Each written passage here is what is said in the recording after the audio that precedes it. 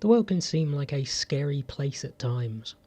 It's not, it's substantially less scary than it has previously been, but it can feel like that because we have the internet and we have 24-hour live news. We have all of these things telling us every dreadful thing that happens everywhere on the planet. The world can feel very scary. In a world where we have to think about dreadful things pretty much constantly, it's understandable that sometimes you just want to wrap yourself in a blanket and hide and hope that the world just fucks off and doesn't come back. But we can't do that because we're grown-ups, and people who want to act like that really should not be listened to. Today we're going to talk about infantilization.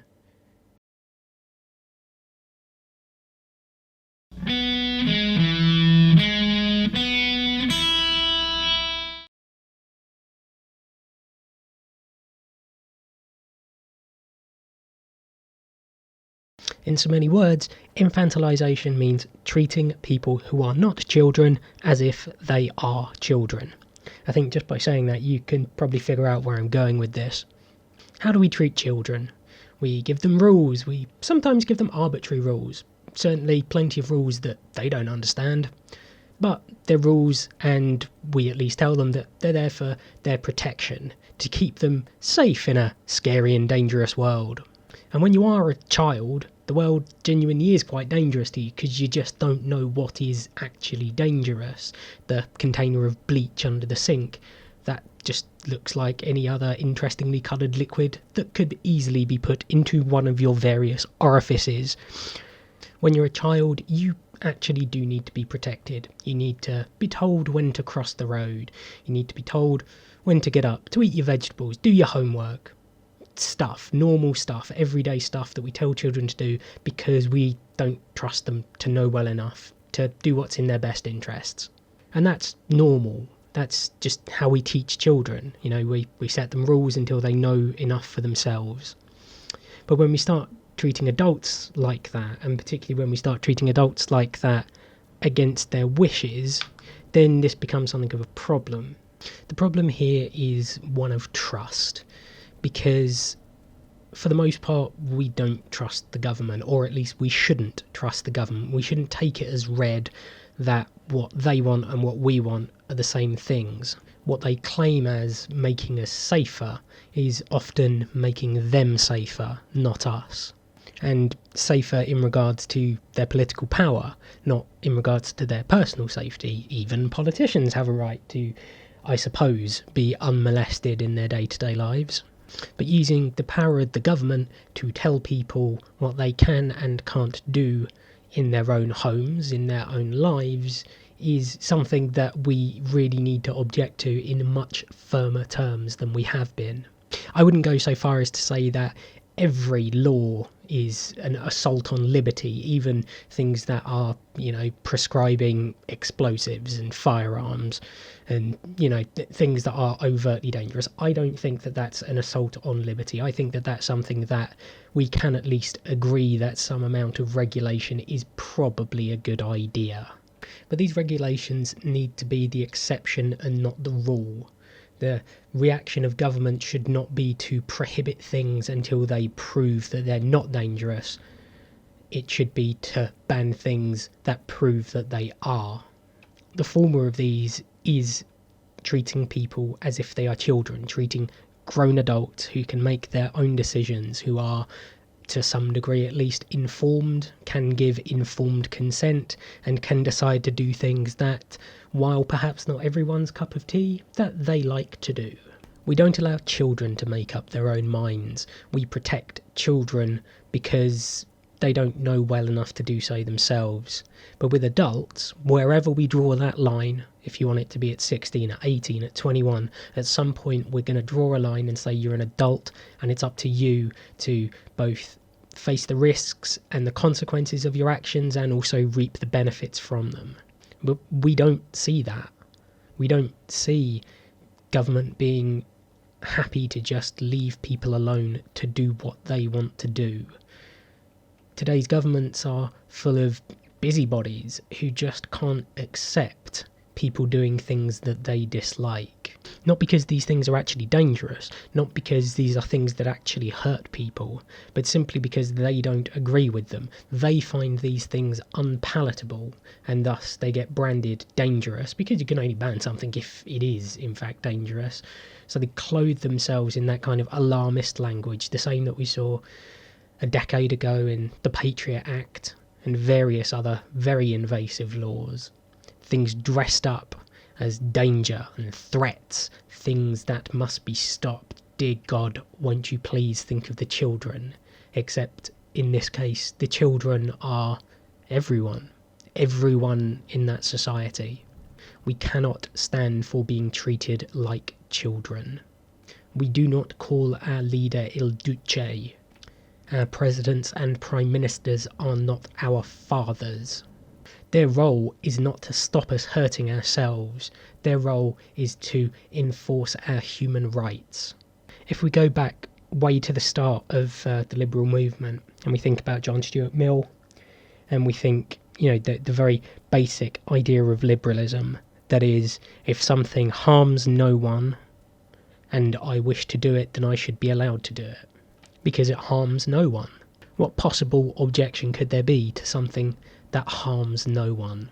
Well, if you are bringing up children, then perhaps you want to teach a moral lesson. You don't want to bring up the kind of kids who would be bullies or thieves, or would just do things that you don't agree with, that would worship other gods or no gods, or would do things that you think don't contribute to them being good people. And as a parent, you have a right to do that to them if you must.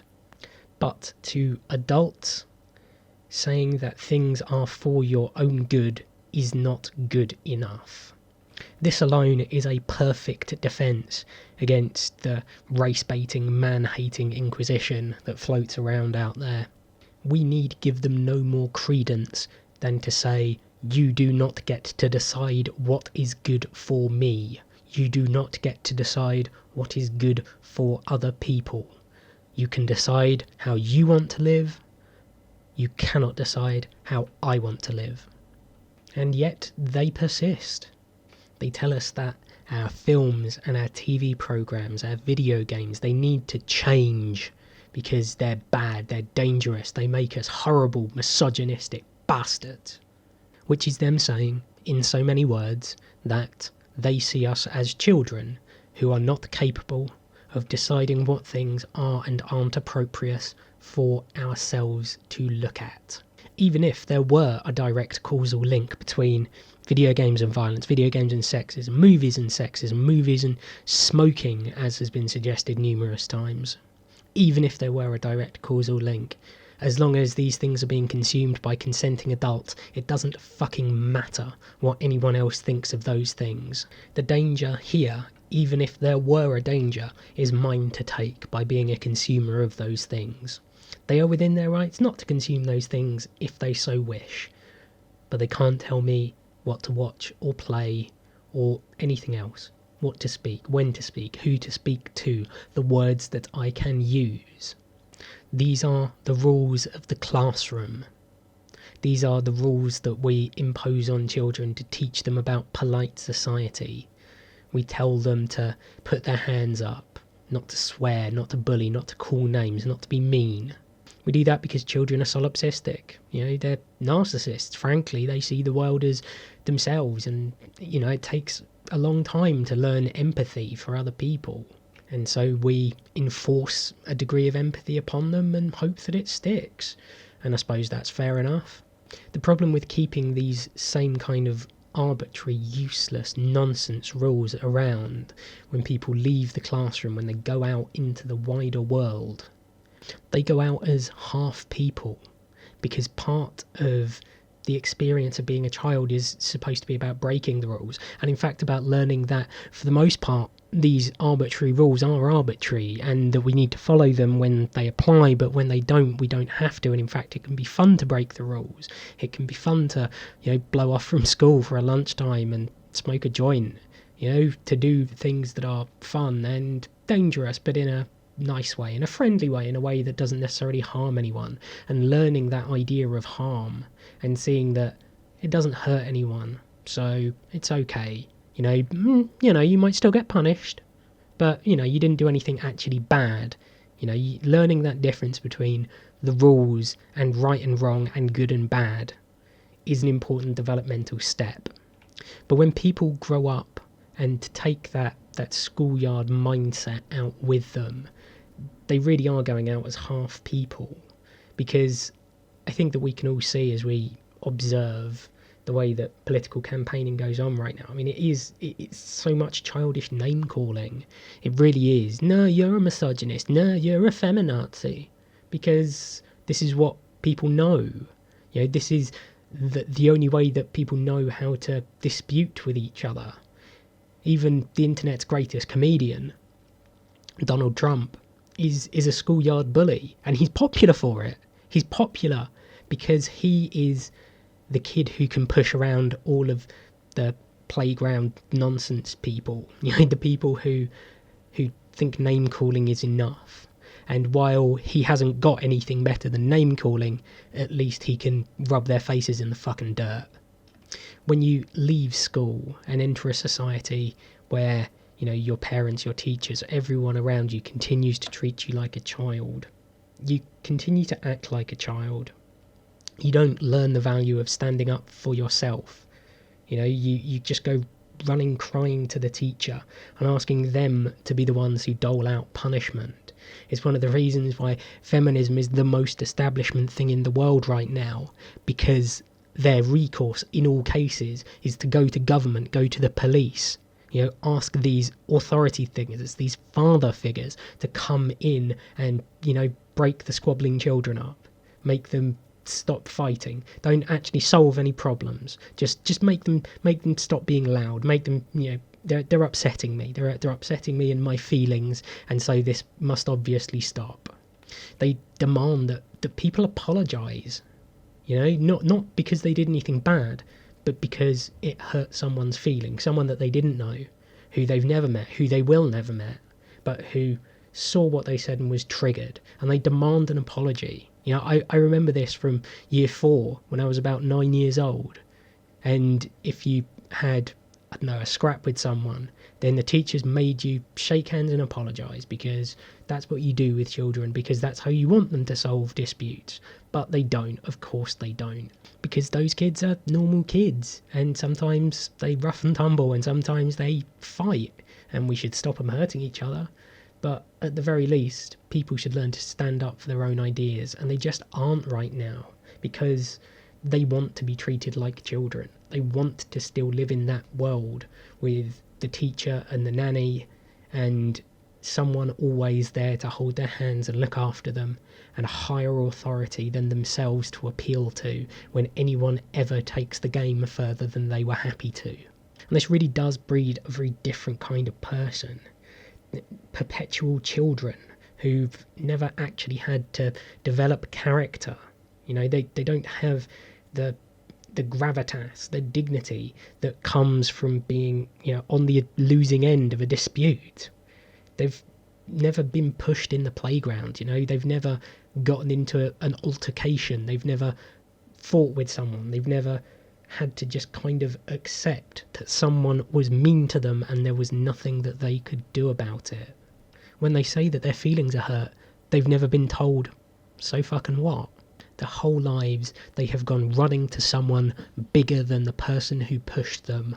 It doesn't matter if that person was right to push them or challenge them or say something mean. Even if it was true, it doesn't matter, because their feelings were hurt, and if your feelings are hurt, then you know that daddy will come and save you. It's why we see people out on the left resorting to tantrums constantly instead of actually trying to solve the problem that's come up. They don't see their feelings being hurt as evidence that their feelings might need to change or be challenged.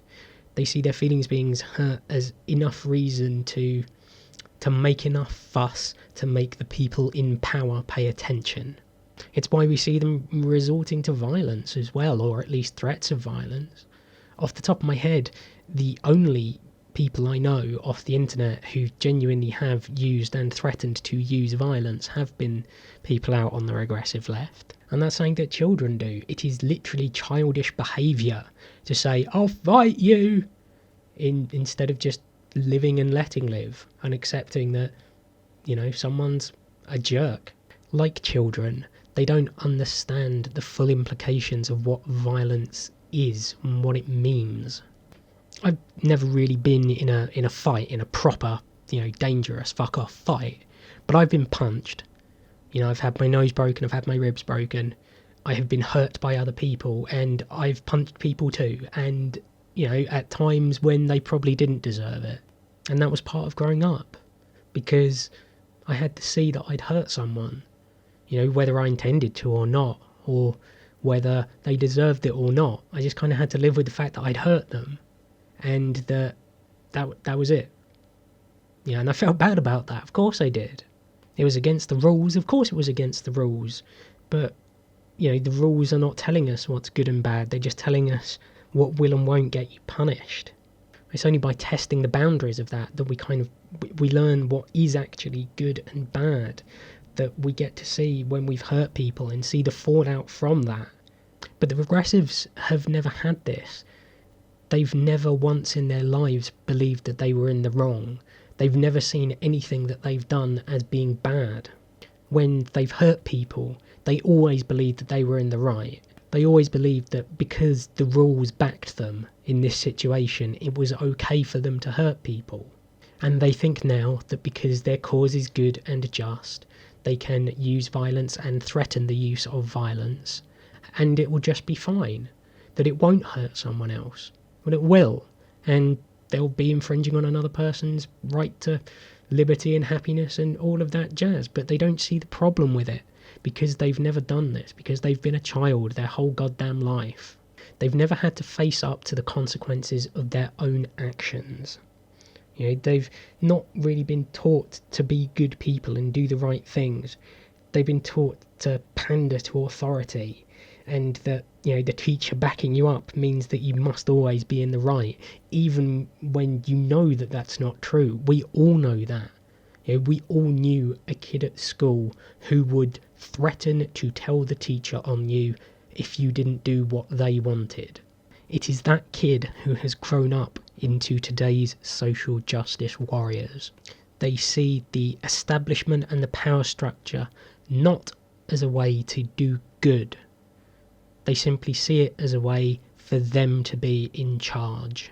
They don't see a problem with lying to authority. It is this kind of person who could literally lie, directly lie, for months and months on end about a Canadian radio journalist, because they've been taught that the system will always back them as long as they come crying. These are people who genuinely do not know right from wrong. This is why they can think that the male gaze is directly harmful, that saying you're not a racist makes you more racist, because they don't know right from wrong. All they know is the rules and how to use those rules to their advantage. These are people who want to bring everyone down to that same level. All of us just children before the nanny state, with mandated safe spaces, with bans on pretty much anything, with oblique and ridiculous rules suggesting that women can pretty much decide for themselves what they consider to be rape, regardless of the actual facts of the case. And these people are getting into our government. Bit by bit, they are infiltrating our legislatures. Perhaps not malevolently, but their ideology is leaking out. No citizen in a democracy should be asking that their government treats them like a child. And instead of being babies, we need to actually rise to the challenge that is the modern world, even if it does seem scary, even if it does seem nasty, even if there are hard questions that we'd rather not have to deal with. We have to show up to the challenge. We have to show character. We need to see past the end of our own noses, outside of our fucking blanket forts. We need to look for what is good and bad, not just what the rules say. The rules can be changed. What's good and what's bad cannot be. We do not need the validation of teachers and parents and politicians and policemen. We need to solve our own problems, stand up for ourselves and our beliefs, instead of demanding that other people solve them for us. By that and that alone, the regressive left can solve all of its own problems. If you think you're being underpaid, stand up for yourself. Ask for what you're worth. If you think that they're being sexist, take them to fucking court. Gather evidence, prove it. Prove that they were sexist. Do it. Do it your fucking self. Stand up for you. Don't ask someone else to make some nebulous legislation that's aimed at everyone that maybe in 15 years might finally eventually trickle down to you. If you think that you were discriminated against, you take that to the person who discriminated against you. Don't go and hide in some fucking safe space where the nasty people who maybe are bad and maybe are good, but they're all probably rapists anyway, and you don't let them in. You just go and hide. Don't do that, because that solves nothing. That is the equivalent of crying in the fucking toilet. When you're challenged, defend your position. And even if you can't make the other person see what you see, agree with you exactly, even if you can't do that, then you can agree to live and let live, because that is what grown-ups do.